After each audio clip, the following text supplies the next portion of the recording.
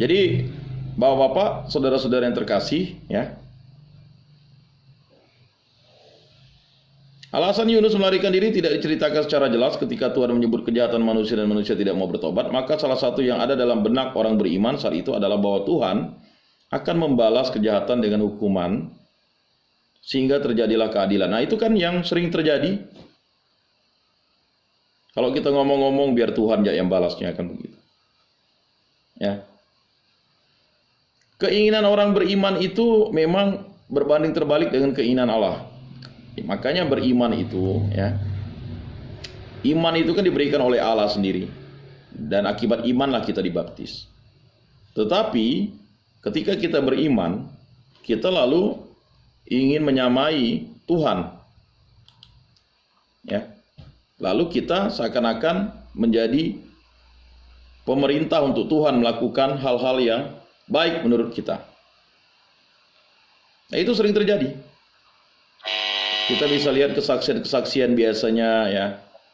Ya bagus kesaksian itu, baik. Ya.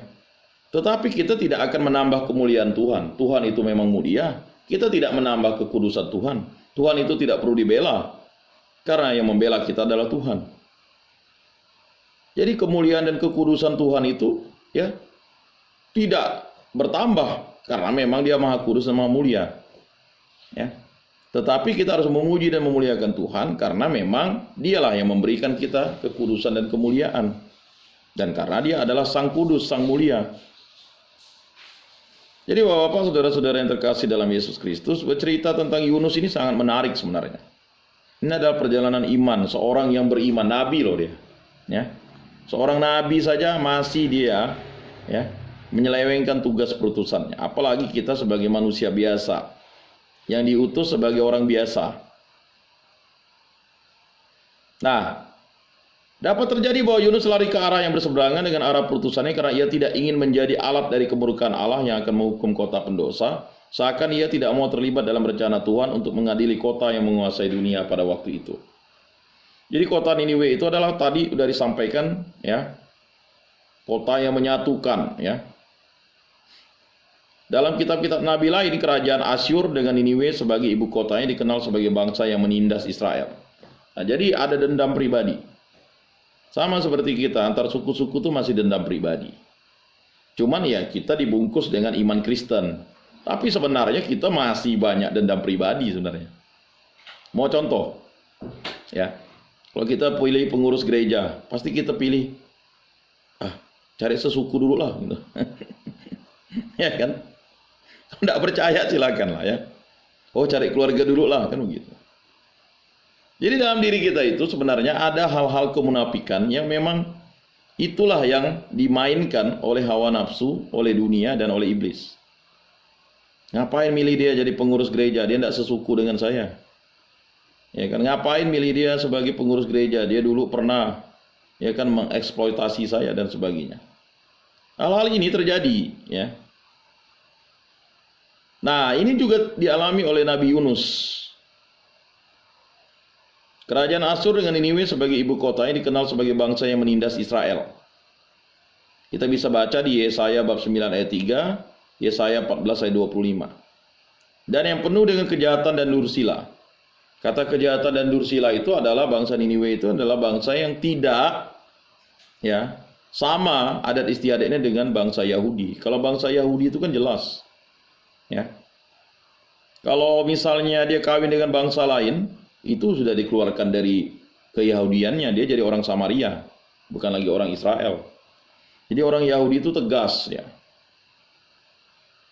Tetapi bangsa ini dipandang oleh bangsa Yahudi, ya, dia penuh kejahatan dan dursila. Kita bisa baca dalam Nahum bab 1 ayat 11, ya. Nahum bab 2 ayat 1, Nahum bab 3 ayat 19, serta pertengkaran dan perampasan. Lihat Nahum bab 3 ayat 1. Di ayat 3 terdapat kata dalam bahasa Ibrani, YRD, turun, yang menggambarkan bagaimana Yunus melarikan diri. Yunus pergi, turun ke Yapo, naik, turun ke kapal. Kata ini ditemukan lagi dalam bab 1 ayat 5, Yunus telah turun ke dalam ruang kapal yang paling bawah. lalu turun, lalu tidur dengan nyenyak. Jadi terkadang kita ingin menghindar dari Allah. Ayo ke gereja, aduh capek.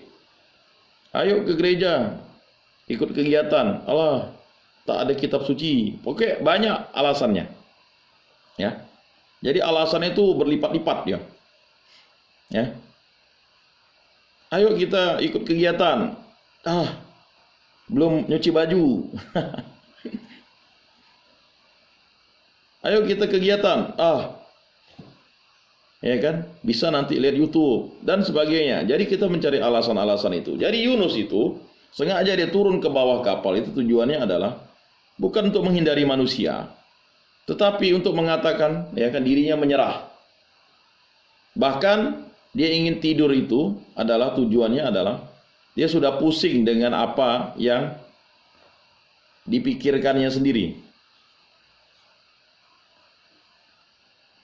Nah, kita bisa baca dalam 1 Raja-Raja bab 17 ayat 3 ya. Sepertinya nabi yang benar itu selalu siap melayani Tuhan. Ya. Jadi Yunus telah turun ke dalam ruang kapal yang paling bawah lalu tidur dengan nyenyak. Semestinya nabi yang benar itu selalu siap melayani Tuhan. Nah, itu maksudnya. Lihat 1 Raja-Raja ayat 17 sampai 1. Jadi begini, Anda ambil pusing lah. Yang penting aku mewartakan, masalah orang baik atau enggak itu bukan urusan kau, kan begitu. Bukan urusan aku. Jadi sering kita seperti itu. Bahkan kita bersifat apatis dan cuek. Ya. Aku kan bukan pengurus gereja nih. Ngapain aku terlibat aktif di situ? Biar saja orang pengurus gereja. Kan begitu. Misalnya dia pandai main keyboard, ngapain nunjukkan pandai main keyboard? Nanti dipakai terus. Dia bisa baca kitab suci, suaranya lantang. Ngapain baca kitab suci, nanti disuruh tugas ya. Jadi kita itu ada ya, perasaan-perasaan seperti itu. Dan itulah batu sandungan kita, menghambat kita untuk maju dalam kegiatan pemenuhan iman kita. Ya. Akan tetapi Yunus melarikan diri dengan mencari tempat yang aman untuk bersembunyi. Nah, kita sering melakukan itu.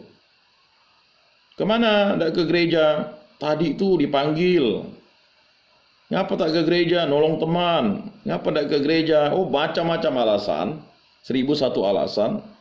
Untuk mencari pembenaran diri. Supaya orang itu, nah itu terjadi juga. Sama. Saya dan Anda juga sama seperti itu. Kalau udah mau mencari pembenaran. Bahkan kita dengan santai saja berbohong misalnya. Mengapa kita harus berbohong? Tujuannya ya, kebohongan kita itu adalah kebenaran menurut kita, tetapi itu kebohongan, kepalsuan. Dalam mencari kenyamanan, bila burung merpati cenderung mencari tempat di ketinggian, sebaliknya Yunus mencari tempat yang paling bawah, dalam ruang kapal yang paling bawah, bab 1 ayat 5.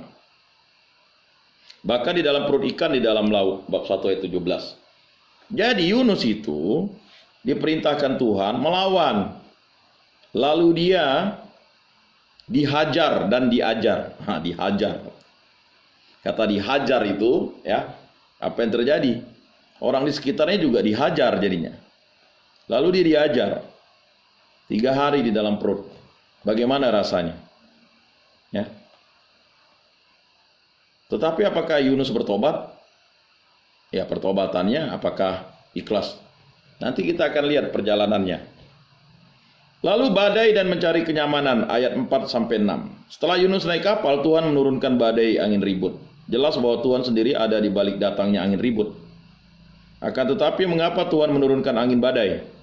Jawaban atas pertanyaan ini tidak ditemukan dalam ayat 4-6. Kedua ayat ini menggambarkan bahwa ketika badai besar mengguncang kapal, sikap yang berbeda ditunjukkan oleh orang-orang yang ada di dalamnya. Tepatnya antara Yunus dan para awak kapal. Bapak-bapak, saudara-saudara yang terkasih dalam Yesus Kristus, perbedaan yang mencolok antara tindakan para awak kapal dan Yunus disebut dalam ayat 5. Sementara awak kapal takut berseru kepada Allah dengan doa dan berusaha menyelamatkan kapal dengan membuang isi muatan. Sebaliknya Yunus mencari ketenangan dan kenyamanan dengan tidur dalam ruang kapal yang paling bawah. Jadi ini ya berseru kepada Allahnya masing-masing ya. Jadi orang memiliki iman, kepercayaan, jadi dia berdoa kepada Allahnya. Justru Yunus yang tahu siapakah Allah yang benar itu, dia santai-santai saja. Itulah orang. Contoh gambaran orang Kristen ya santai-santai saja. Ngapain melayani, nanti dijelekkan orang. Ngapain mewartakan, tak benar nanti saya salah ngomong dan sebagainya. Ngapain lalu puji-pujian, ngapain lalu berdoa kan. Bahkan ada yang ngomong ngapain berdoa tuh nampak-nampakkan, ya kan. Jadi cari pembenaran-pembenaran, bahkan pembenarannya dicari di Alkitabiah pula. Ya, kita tuh berdoa cukup kunci pintu, itu kan kata Yesus katanya. Ya setelah kunci pintu, kalau itu memang berdoa bagus, tapi enggak, kunci pintu tidur. Ya kan? Jadi Bapak, saudara-saudara yang terkasih dalam Yesus Kristus, kritikan ini adalah kritikan untuk membangun kita bahwa sebagai orang beriman, kita tidak boleh lepas dari Tuhan. Nah, bahkan orang yang berbeda iman saja dia mencari keselamatan dengan berdoa, dengan keyakinannya. Tetapi justru Yunus yang tahu bahwa dia diperintahkan Allah, dia mencari kenyamanan. Ya. Dia mencari ketenangan dan kenyamanan dengan tidur dalam ruang kapal yang paling bawah. Ya Bapak tahu ya, kalau ruang kapal paling bawah itu kan gelombang tidak terasa gitu. Bisa nyantai, ngorok, ya kan. Kaktilah kau, ya bahasa orang Pontianak. Kakti kau lah pe, katanya kan. Emang gue pikirin, ya kan. Mana duli katanya. Jadi Yunus udah kayak gitu dah. Jadi kalau udah kawan kita kayak gitu ngomongnya, udah. Ya kan, tunggu dia tidur lalu tak bangun-bangun dia. Baru dia terasa 3 hari 3 malam tak bangun, bangun dia bingung dia kan. Ya kalau dia kasih kesempatan ya kan. 3 hari 3 malam tak bangun-bangun tidurnya, lalulah dimakamkan, selesai kan. Nah, ini mungkin banyak hal-hal yang ya sama konteksnya dengan kita sekarang. Ungkapan ruang yang paling bawah dalam konteks yang berbeda menggambarkan bagian yang paling ekstrim atau mendalam dari sebuah wilayah. Ya, kita bisa baca dalam ya Hakim-Hakim bab 19 ayat 1 ayat 18. Dua raja-raja ayat 19. Dua raja-raja bab 19 ayat 23. Kemudian Yesaya 37 ayat 24. Kemudian Gua 1 Samuel 24 ayat 4. Lalu rumah Amos bab 6 ayat 10. Lalu liang kubur, Yesaya 14 ayat 15. Kemudian Yeskiel bab 32 ayat 23. Atau bumi, Yeremia 6 ayat 22. Yeremia 25 ayat 32. Yeremia 31 ayat 8. Yeremia 50 ayat 41. Lalu dalam Yesaya 14 ayat 15. Tempat paling dalam di liang kubur sejajar dengan dunia orang mati, Ibrani, Seol. Seol. Ya, Seol. Dunia orang mati di satu sisi dapat menjadi metafora akan keadaan yang begitu dekat dengan kematian. Yunus bab 2 ayat 2. Jadi Yunus tuh tahu, lebih bagus mati saja, paling enak tuh mati di dalam ruang kapal katanya. Kalau tenggelam kapal nyaman. Kalau tidur kan banyak orang berpikir begini. Enak mati dalam tidur tuh kan. Tidak nyusahkan orang. Siapa bilang nyusahkan orang kan Yunus kan? Ya. Tidak merasa apa-apa ya, itu tetap menyusahkan orang juga. Di lain sisi menjadi gambaran akan sebuah tempat di mana seseorang tidak dapat melarikan diri lagi. Lihat Mazmur 89 ayat 48 dan ya Amsal 9 ayat 2. Melihat Yunus terlelap tidur, nahkoda kapal membangunkannya. Bangunlah, berserulah kepada Allahmu. Yunus 1 ayat 6. Justru terkadang orang lainlah yang membangunkan kita untuk tidur, untuk berdoa. Ya, seringkali kan orang lain yang membangunkan kita berdoa.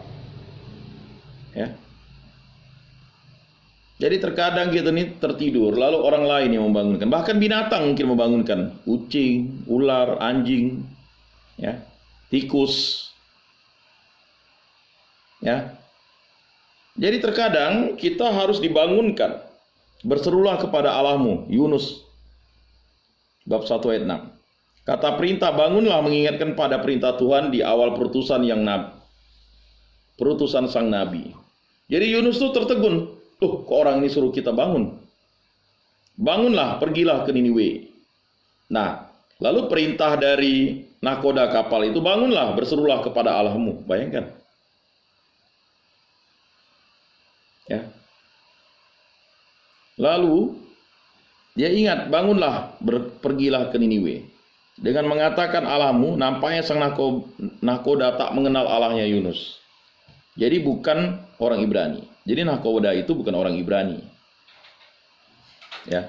Karena dulu banyak kepercayaan-kepercayaan. Jadi toleransi yang terjadi dulu ya jelas. Ya, dia tahu Yunus bukan orang yang sama imannya dengan dia. Akan tetapi dalam keadaan yang genting di masa kapal hampir karam, ialah yang terlebih dahulu mengambil inisiatif. Tidak hanya untuk menyelamatkan kapal dan penumpangnya, namun terutama memanggil yang ilahi. Jadi nahkoda ini luar biasa, inisiatif. Ya, sama seperti di tempat bapak-bapak sekarang, ada inisiatif dari ruang kamar. Ya. Oh, kegiatan rohani ya, yang Kristen, baik yang Kristen maupun yang Katolik ya silakan. Ada inisiatif. Sementara sang nabi malah seperti orang yang tidak memiliki harapan lagi untuk hidup. Tidak peduli dengan situasi yang menerpa, apalagi berdoa kepada Tuhan untuk menyelamatkan. Jadi orang beriman tetapi dia tak punya harapan. Nah, itulah orang yang tidak lagi peduli dengan situasi yang menerpa. Ya udahlah, terima nasib lah. Ngapainlah berdoa, toh hukumannya sama aja. Nah, itulah orang yang tidak memiliki harapan. Dia punya iman tapi tak memiliki harapan. Apalagi berdoa kepada Tuhan untuk menyelamatkan. Nampaknya sang nahkoda lebih beriman ketimbang Yunus. Nah itu. Ya, nahkoda itu lebih beriman daripada Yunus. Yunus yang diutus sebagai nabi bisa imannya tiba-tiba merosot drastis. Gara-gara dia melanggar perintah Tuhan atau berkhianat kepada Tuhan. Maka jangan heran Bapak-bapak, saudara-saudara yang terkasih dalam Yesus Kristus. Dulu dia itu rajin khotbah, rajin kasih renungan, ceramah dan sebagainya. Tiba-tiba dia menjadi skeptis, lebih parah daripada ya kan orang yang pernah diinjilinya. Jadi jangan pernah heran, ya, karena itu bisa terjadi kepada siapapun. Kalau kita sudah memberontak terhadap Allah, kita akan skeptis. Saya ingat ada satu kesaksian, dia ini dulu ya penjual mie di Jeruju. Dia cerita dengan saya, oh saya Pak dulu pemain keyboard Pak di salah satu gereja katanya. Lalu ngapa lalu ndak lagi ke gereja? Ya gara-gara berbini dua nih Pak katanya. Gara-gara berbini dua. Jadi akibatnya dia melarikan diri dari Tuhan. Ya. Jadi dia melarikan diri dari Tuhan. Itu tadi, kalau orang sudah berbuat dosa, dia akan melari dari Tuhan. Ya. Dia akan meninggalkan Tuhan karena menganggap apa dirinya tak layak dan pantas. Tetapi sebenarnya itu adalah bagian dari kemerosotan iman yang akan membuat dia semakin tersesat. Kemudian Nabi yang takut akan Tuhan. Ayat 7 sampai 14. Kita tidak tahu apakah Yunus berseru kepada Tuhan sebagaimana yang diminta oleh nahkoda kapal. Kelihatannya ia tidak melakukan apa-apa. Keadaan ini mendorong para awak kapal untuk mengusulkan, marilah kita buang undi. Supaya kita mengetahui karena siapa kita ditimpa oleh malapetaka ini. Yunus bab 1 ayat 7a. Jadi, biarpun kalau dia sudah dibaptis, lalu ketika ada malapetaka, mara bahaya, dia sudah skeptis. Dia tidak mau lagi. Makanya akibatnya diusulkan buang undi. Ya, siapa yang buat sial nih? Ya kan? Yunus disuruh berdoa kepada Allahnya tidak mau. Makanya terjadi buang undi di situ. Sementara Yunus diam terlelap. Para awak kapal ingin mengetahui penyebab angin badai. Mereka sudah membuang semua barang dan kapal sudah kosong. Akan tetapi mereka tidak tahu penyebab badai. Jadi barang-barang yang dianggap sial itu sudah dibuang sama orang. Mungkin ada barang curian atau apa kan. Tapi kok badai tidak lenyap-lenyap nih. Dalam perjanjian lama, istilah membuang undi digunakan dalam konteks yang berbeda dan dengan tujuan yang berbeda-beda pula. Tetapi selalu berhubungan dengan Allah. Pada umumnya, membuang undi mengandung arti meminta kepada Tuhan untuk menyelesaikan pertengkaran dan perselisihan yang sedang terjadi. Itu ya Bapak-bapak, saudara-saudara yang terkasih. Tuhan telah memerintahkan tuanku untuk memberikan tanah itu kepada orang Israel sebagai milik pusaka dengan membuang undi. Bilangan 36 ayat 2. Undi dibuang di pangkuan, tetapi setiap keputusannya berasal daripada Tuhan. Amsal 16 ayat 33. Undian mengakhiri pertengkaran dan menyelesaikan persoalan antara orang-orang berkuasa. Amsal 18 ayat 18. Nah, jadi membuang undi ini bukan untuk berjudi ya, tetapi mencari keputusan. Menurut kebiasaan hanya orang-orang Israel yang membuang undi, bukan orang asing. Para awak kapal yang adalah orang-orang asing memberikan pelajaran bagi Yunus bagaimana meminta nasihat kepada yang ilahi. Jadi orang-orang ini memahami itu karena mungkin dia sudah bergaul dengan orang Yahudi. Sementara Yunus sedang menikmati kediaman di persembunyiannya. Para awak kapal sibuk membuang undi dan Yunuslah yang kena undi. Yunus santai aja deh. Tapi akhirnya Yunus yang kena undi. Why? Mengapa? Dari sudut pandang para awak kapal, undi menunjukkan bahwa Yunuslah yang bersalah dan berdosa. Karena itu mereka langsung bertanya untuk mengetahui segala sesuatu. Beritahukan kepada kami karena siapa kita ditimpa oleh malapetaka ini. Yunus bab 1 ayat 8. Dalam kesulitan, orang akan mencari faktor penyebabnya apa. Dalam situasi seperti itu, Yunus tidak bisa lagi melarikan diri. Nah, tidak bisa lagi melarikan diri. Situasi sudah sangat genting, sudah terdesak. Dia juga tidak mau berdoa. Dia juga tidak mau ini, tidak mau itu. Akhirnya buang undi sajalah. Ditanya lagi, dia sudah terdesak kan. Barulah dia ngaku, ya kan. Untuk pertama kalinya ia membuka mulutnya dan mengaku, aku seorang Ibrani, aku takut akan Tuhan. Ayat 9. Wah, ini barulah ngaku orang Kristen. Orang apa kamu nih? Diam ya kan? Sekali sudah terdesak, ya akibatnya barulah dia mengakui dirinya. Ya, ini konteks bagi kita ya. Ada 3 hal yang mesti diperhatikan dalam pengakuan Yunus tersebut. Pertama, ia tidak menyebut diri sebagai orang Israel, tetapi seorang Ibrani. Sebuah definisi sosiologis yang biasanya digunakan oleh orang-orang asing bila berhadapan dengan orang-orang Israel.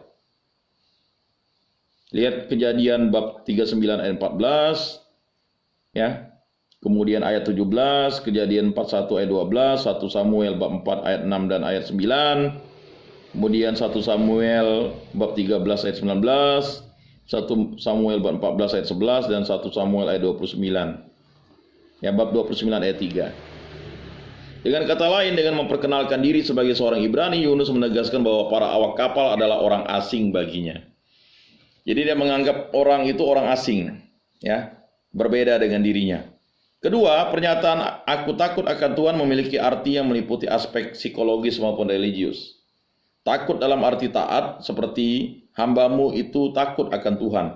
2 Raja ayat 4, bab 4 ayat 1. Lebih merupakan pengetahuan akan tanggung jawab seseorang atas keadaan yang sulit, karena ia berada di bawah hukuman Tuhan. Dalam pemahaman ini, bagi Yunus, angin badai jelas merupakan tindakan Tuhan yang diarahkan kepadanya.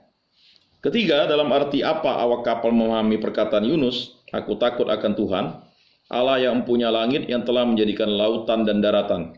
Yunus mengakui Allahnya sebagai pencipta, penguasa dari segala ciptaannya. Allah menciptakan 3 komponen dalam alam semesta. Sebagaimana tertulis dalam Keluaran 20 ayat 11. Sebab 6 hari lamanya Tuhan menjadikan langit dan bumi, laut dan segala isinya, dan ia berhenti pada hari ke-7. Inti dari pertanyaan awak kapal dijawab oleh Yunus dengan menekankan kekuasaan Allah sebagai pencipta alam. Dari takutnya Yunus bergeser ke takutnya para awak kapal. Mereka menjadi sangat takut. Yunus 1 ayat 10a. Takutnya mereka berhubungan dengan pernyataan tentang Tuhan yang baru saja dikatakan oleh Yunus. Dari apa yang dikatakan Yunus tersebut, mereka tahu bahwa Yunus melarikan diri jauh dari hadapan Tuhan. Ayat 10c. Inilah penyebab badai. Dalam hal ini ketakutan Yunus adalah takut akan Tuhan, bukan takut karena badai. Jadi ia sedang pergi menjauh dari Allahnya. Allahnya Yunus adalah penguasa laut, dan Yunus sedang bertengkar dengannya. Karena itu ketika para awak kapal menanyakan apa yang harus mereka buat sehubungan dengan Yunus, supaya laut tidak mengamuk lagi, sang nabi meminta mereka supaya membuangnya ke laut. Ayat 11-12. Permintaan Yunus ini menandakan perubahan dalam kesadarannya. Sekarang ia siap menerima pengadilan Tuhan karena ketidaktaatannya dan ingin membayarnya dengan hidupnya. Nah, ini dia. Peristiwa genting dan akibat terdesak, orang baru mengakui bahwa dialah yang bersalah. Namun yang masih menjadi pertanyaan adalah apakah kesiapannya untuk menjadi korban ini karena ingin menyelamatkan hidup para awak kapal atau karena ia ingin mati? Nah, itu dua pertanyaan besar, ya. Besar kemungkinan bahwa bagi Yunus bisa dikatakan demikian, lebih baik mati daripada masuk dalam rencana Allah untuk mempertobatkan Niniwe. Jadi Yunus itu sudah pasrah dia. Sebelum para awak kapal membuang Yunus ke laut, mereka masih berusaha dengan sekuat tenaga untuk membawa kapal itu kembali ke darat, tetapi mereka tidak sanggup. Ayat 13. Ada usaha. Ya kan? Kalau dia buang Yunus nanti, apa dikatakan Yunus, mereka tetap sial. Tapi kalau Yunus berada di kapal, jangan-jangan Allah Yunus tetap menyelamatkan kapal itu. Jadi orang itu selalu memiliki dua pilihan. Jadi mereka tetap berusaha untuk sampailah ke darat. Tetapi apa boleh buat kan? Akhirnya mereka membuat keputusan yang terbaik dari yang terburuk. Nah, itu kan keputusan terburuk untuk membuang orang. Karena itu pembunuhan. Mereka lebih memikirkan keselamatan bersama ketimbang segera menyingkirkan orang yang dianggap sebagai penyebab badai. Kegagalan mereka untuk sampai ke darat mendorong mereka untuk berseru kepada Tuhan Allahnya. Yunus ayat 14. Di sini ditemukan lagi hal yang kontras. Sementara Nabi menolak untuk berdialog dengan Allahnya, para awak kapal yang tidak mengenal Tuhan memohon kepadanya. Bahkan mereka menyerukan nama Tuhan. Nah, ini. Maka jangan heran ketika orang yang berbeda iman dari kita lalu menyerukan nama Tuhan Yesus. Karena apa? Karena pertolongan dari Tuhan Yesus. Itu menyelamatkan mereka. Sedangkan orang yang sudah beriman kepada Tuhan Yesus malah santai-santai saja. Apakah itu diri kita? Malah tenang-tenang saja. Nah, Bapak-bapak, saudara-saudara yang terkasih, dalam permohonan mereka, para awak kapal menyerahkan diri pada kehendak Tuhan, sebab Engkau, Tuhan, telah berbuat seperti yang Engkau kehendaki, dan menjelaskan ketakutan mereka akan dosa. Janganlah kiranya Engkau biarkan kami binasa karena nyawa orang ini, dan janganlah Engkau tanggungkan kepada kami darah orang yang tidak bersalah. Nah, ini. Jadi orang-orang yang bukan sebangsa Yunus itu, bukan sekaum dengan Yunus, bukan seiman dengan Yunus, justru malah hidup.